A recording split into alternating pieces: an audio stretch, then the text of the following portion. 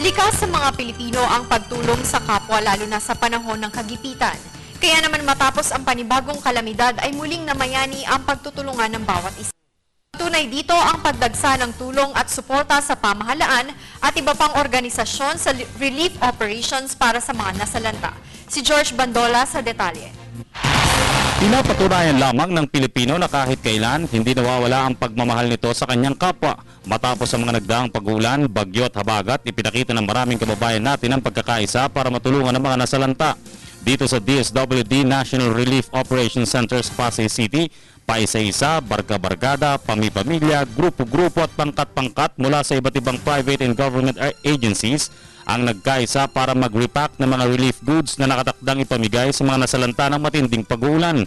Bawat supot ng relief pack ay naglalaman ng taus-pusong pakikipagkapwa, pagmamahal sa bayan, may kaunting tawan at kaunting kwentuhan. Kalakipan 3 kilong bigas, 6 na noodles, 4 na sardinas, 3 corned beef at 6 na sachet ng 3-in-1 coffee. Sa isang barkada, hindi lang saya dapat yung barkada nyo, dapat nakakatulong din kayo sa kapwa nyo. Kaya ang panawagan ng DSWD, imbis na tumunganga o magtungo sa mall, mas magandang banding daw ang pagbo-volunteer sa mga gawain ng DSWD. Ang sabi ng kapalit, yung pagiging volunteer nila, kahit na silang ganoon ay maghapon na dito, masayang ganyan ang kanilang nararamdaman. No? Pero hindi pala lahat ng gustong mag-volunteer basta na lang makakasama sa mga gawain ng ahensya.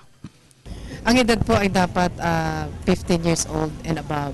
Tumatanggap din po kami ng mga 15 years old and below 15 years old kung kasama po ang kanilang mga magulang at supervise po sila. Kasi iniiwasan din po natin itong mga minor de edad na ito ay magbuhat po ng ganoon ng mga mabibigat na bagay. Nakiisa rin ang telebisyon ng bayan sa adhikaing ito. Hindi bababa sa 20 empleyado ng PTV sa pangunguna ng Sales and Marketing Division ang nagboluntaryong mag-repack at magbuhat ng mga relief goods. Sumama sila sa maraming nagnanais ding makatulong.